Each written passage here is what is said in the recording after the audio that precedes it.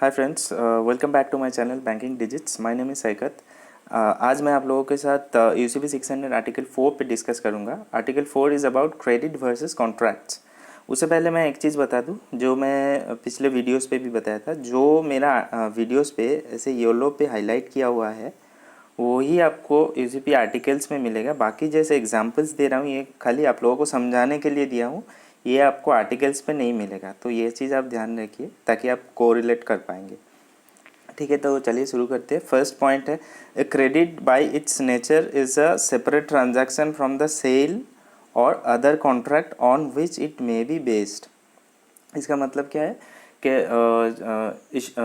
Issuing bank LC कब open करता है? जब एप्लीकेंट उसको रिक्वेस्ट करता है along with his proforma invoice और एनी अदर सेल्स कॉन्ट्रैक्ट। तो जब वंस इशूइंग बैंक ने वो एलसी या अंडरटेकिंग इशू कर दिया तो उसके साथ जो जिस कॉन्ट्रैक्ट के बेस पे वो एलसी इशू किया कोई लिंकेज नहीं रहेगा। तो that will be a separate transaction. जैसे एग्जांपल दे रहा हूँ, ऐसे ये आप एग्जांपल रेफर कीजिए। सेल्स कॉन्ट्रैक्ट पे ये कंडीशन मान लीजिए लिखा है जिसके बेसिस पे एलसी ओपन हुआ है। क्या लिखा है कि a third party inspector will inspect the goods and final payment value may be decreased basis the inspection certificate in case goods received in damaged conditions। इसका मतलब बोल रहा है गुड्स पे कोई भी डिफेक्ट रहेगा या डैमेज कंडीशंस में रहेगा तो वो फाइनल पेमेंट वैल्यू जो है इंस्पेक्शन सर्टिफिकेट के बेसिस पे रिड्यूस हो जाएगा। तो इसके साथ ये क्लॉज से कुछ लेना देना नहीं रहेगा बेनिफिशियरी को। बेनिफिशियरी जो चेक करेगा लेटर ऑफ क्रेडिट में क्या टर्म्स एंड कंडीशंस है, क्या पेमेंट टर्म्स है, वही ओनली चेक करेगा। उसके बेसिस पे ही जब डॉक्यूमेंट्स अगर कंप्लाई होगा तो उसको पेमेंट मिलेगा। ठीक है, तो इसका मतलब यही है कि एलसी सेपरेट हो गया, कॉन्ट्रैक्ट सेपरेट हो गया। ठीक है, चलिए ये नेक्स्ट पॉइंट पे जाते हैं।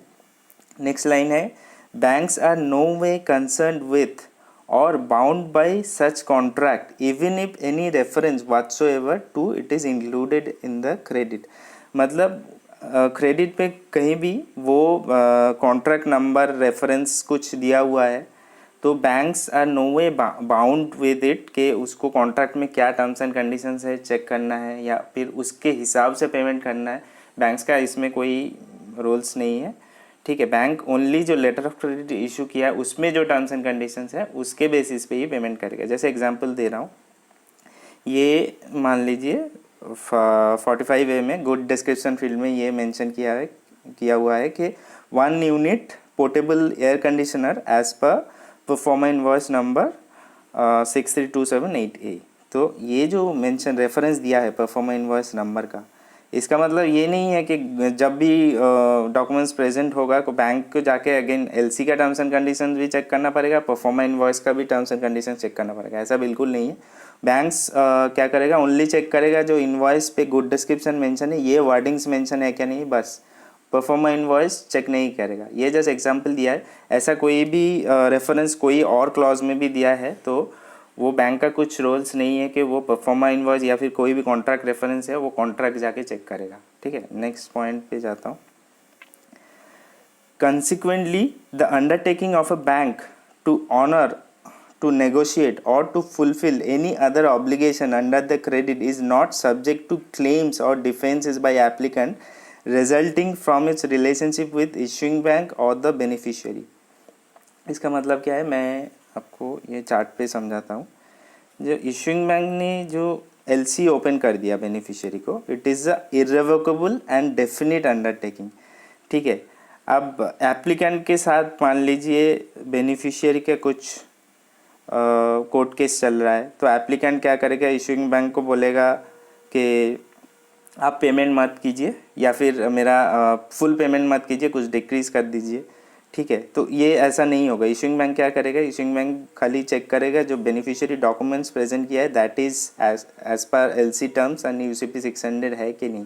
अगर उसके बेसिस पे है तो as per terms and conditions of LC and UCP 600 है तो पेमेंट करना ही पड़ेगा।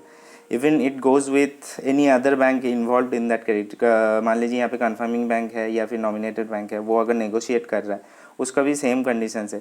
कोई भी एप्लीकेंट या बेनिफिशियरी के साथ क्या रिलेशन है, एप्लीकेंट के साथ कभी हो सकता है एप्लीकेंट का अकाउंट एनपीए हो गया, एप्लीकेंट के साथ इशूइंग बैंक का कोई कोर्ट केस चल रहा है तो एप्लीकेंट इशूइंग बैंक को पे नहीं करेगा बोल दिया, ठीक है, उस एलसी को, तो वो भी इशूइंग बैंक, उस केस में भी इशूइंग बैंक का जो अंडरटेकिंग है वो इशूइंग बैंक का अंडरटेकिंग जो है वो इर्रिवोकेबल एंड डेफिनेट अंडरटेकिंग रहेगा, उसके किसी और का साथ क्या रिलेशनशिप है उस पर कुछ इफेक्ट नहीं होगा। नेक्स्ट पॉइंट पे जाता हूँ। A beneficiary can in no case avail itself to the contractual relationship existing between banks or between the applicant and the issuing bank। ठीक है, इसका मतलब क्या है, जब बेनिफिशियरी को इशूइंग बैंक ने ये एलसी इर्रिवोकेबल अंडरटेकिंग इशू कर दिया तो बेनिफिशियरी का कोई राइट्स नहीं है कि एप्लीकेंट के साथ इशूइंग बैंक का क्या एग्रीमेंट है, किस बेसिस पे वो एलसी इशू किया है, क्या जब एलसी इशू करता है ऑफ कोर्स उसके साथ कोई लिमिट्स रहता है, कुछ अंडरटेकिंग रहता है कि कैसे वो रिकवर करेगा, कुछ कोलेटरल लेता है, तो वो सब चेक करने का बेनिफिशियरी का कुछ राइट्स नहीं है। Same goes with any other bank if involve, reimbursing bank, confirming bank. तो मान लीजिए कन्फर्मिंग बैंक के साथ इशूइंग बैंक का क्या एग्रीमेंट है, वो बेनिफिशियरी का कोई राइट्स नहीं है चेक करेगा, इसका मतलब यही है।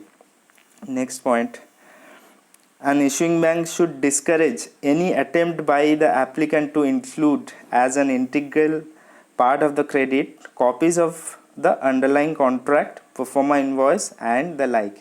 तो मान लीजिए एप्लीकेंट जब एलसी इशुएंस का रिक्वेस्ट देता है उसमें मेंशन करता है कि ये क्लॉज मेंशन करना है, एलसी में रिक्वेस्ट पे मेंशन करता है कि copy of proforma invoice number this to be submitted along with the documents. तो issuing bank as a prudent practice ये शुड डिस्करेज कि एप्लीकेंट को समझाए कि ये this is not a good practice, it should be discourage.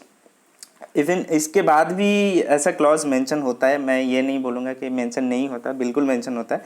तो यहाँ पे क्या इशू होता है कि एक कॉन्फ्लिक्ट क्रिएट होता है कि ये मान लीजिए ये क्लॉज अगर मेंशन है तो बेनिफिशियरी ये परफॉर्मा इनवॉइस का कॉपी प्रेजेंट करेगा। परफॉर्मा इनवॉइस के अंदर मान लीजिए एक क्लॉज ये कॉन्ट्रैक्ट टर्म्स एक ये क्लॉज ये मेंशन है कि as per proforma invoice number 63278A a third party inspector will inspect the goods and final payment value may be decreased basis inspection certificate in case goods received in damaged condition। जो पहले भी बताया कि goods अगर damage या defective condition में मिला है तो payment value will be decreased. तो ये कॉन्फ्लिक्ट होता है कि एप्लीकेंट बोलेगा मैं तो परफॉर्म इनवॉइस कॉल किया था, परफॉर्म इनवॉइस में ये टर्म्स एंड कंडीशंस है, तो आप पेमेंट मेरे पास जो गुड्स मिला है वो डिफेक्ट मिला है, तो आप पेमेंट करते वक्त आप क्यों पेमेंट टर्म्स चेक नहीं किए। मैं बोलता हूँ, मैं आपको इंस्ट्रक्ट देता हूँ कि फुल पेमेंट मत कीजिए, पार्ट पेमेंट कीजिए। तो यही कॉन्फ्लिक्ट को दूर करने के लिए ये क्लॉज मेंशन किया है यूसीपी में, ये क्लॉज है कि इट शुड बी डिस्करेज्ड। तो अगर मेंशन है तो हमको क्या करना है, अगर मेंशन है तो आपको जो पहले हम अभी थोड़ा देर पहले जो पढ़ा कि इशूइंग बैंक का कुछ रिस्पॉन्सिबिलिटी नहीं है कि वो चेक करेगा, तो वो इग्नोर कर देगा, खाली डॉक्यूमेंट्स चेक करेगा कि document copy of perform invoice present किया है कि नहीं, बस उसमें क्या टर्म्स एंड कंडीशंस है वो इशूइंग बैंक कभी चेक नहीं करेगा। ठीक है, इसका मतलब यही है। तो मेरा आर्टिकल आज का यहीं पे ख़त्म होता है। Thanks for watching my video. आपको अगर वीडियो पसंद आया तो लाइक कर दीजिए, अपने दोस्तों के साथ शेयर कीजिए एंड ऑफकोर्स मेरा चैनल को सब्सक्राइब कीजिए ताकि फ्यूचर में भी आपको आने वाले वीडियोस मिलते रहे। मैं बाकी यूसीपी 600 का आर्टिकल्स पे भी वीडियोस बनाऊंगा। तो thank you for today and good bye.